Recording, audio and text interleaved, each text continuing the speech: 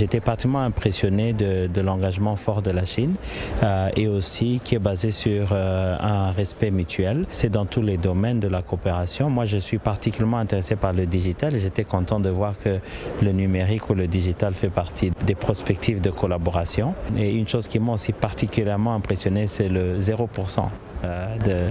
Des taxes d'importation que la Chine va appliquer pour l'Afrique.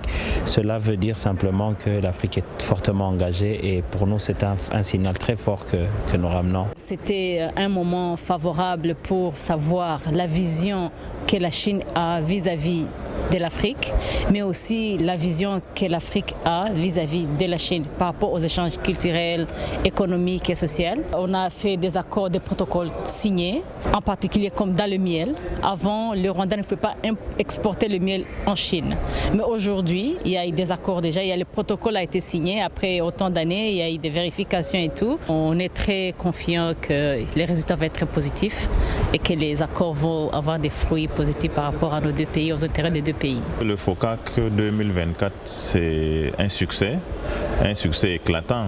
Quand on regarde même la participation des chefs d'État et de gouvernement d'Afrique. Le deuxième point positif, c'est le discours-programme du président chinois Xi Jinping.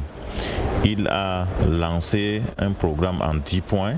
Je crois que c'est un point qui touche les Africains au moment où la Chine, qui est un exemple de réussite dans le développement, inspire les pays africains. Et les Africains trouvent dans cette coopération un motif pour s'inspirer de ce que la Chine fait, parce que la Chine est outillée, la Chine a une expertise dans le développement. La Chine et l'Afrique ont une très longue histoire consistant à prendre soin de l'une et de l'autre, et le gouvernement chinois ne juge pas les systèmes en Afrique tout comme nous ne jugeons pas les systèmes en Chine, tant que cela fonctionne pour le peuple chinois et tant que cela fonctionne pour les Africains. Je suis donc très heureux de voir la Chine augmenter les investissements en Afrique en termes d'infrastructures et d'agriculture, entre autres. D'ailleurs, l'Afrique dispose d'énormes ressources. Si la Chine et l'Afrique s'unissent, je suis sûr que les deux en bénéficieront.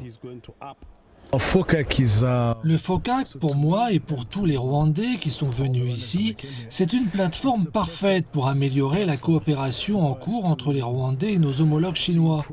Le discours de M. Xi nous donne beaucoup d'espoir et de la confiance pour notre avenir. En novembre, ce sera notre seconde participation à l'exposition internationale d'importation de Chine, qui nous offre une plateforme pour participer à un niveau supérieur. Nous sommes venus ici pour explorer ce que pourraient être nos possibilités et nous avons réussi à trouver un partenaire avec qui nous travaillons toujours ensemble. C'était impressionnant et inspirant. Cela renforce la coopération future, la coopération et le développement dans la connectivité, les échanges et le commerce, et en général le développement des infrastructures. La Chine maintiendra donc cette relation avec l'Afrique pour ce développement mutuel commun pour l'avenir. Nous espérons qu'il s'agit d'un bon engagement pour le développement mondial en général.